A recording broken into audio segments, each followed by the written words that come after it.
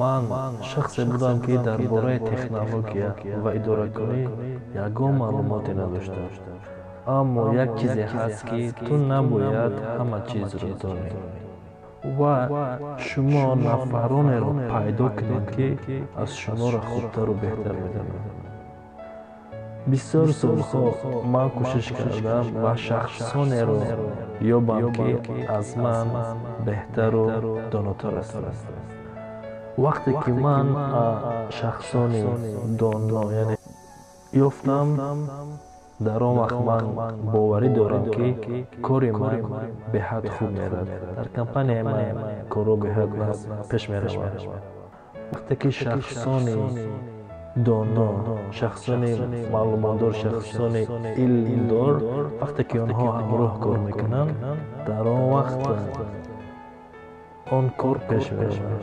вақте ки шумо 20-30 сола мешавед, шумо ҳатман роҳбарони хубро пайрав бошед ва дар компанияҳои шумо даромада кор кунед ва чизҳои навро омӯзед ки онҳо дар шумо дар оянда муҳим аст. ва вақте ки шумо синатон ба 30-40 сола мерасад, чизе ки мехоҳед он корро ҳатман барои худ кунед ва шумо ҳеҷ гоҳ ноумедиро аз даст надиҳед. шумо ҳамеша ба худтон бовар кунед.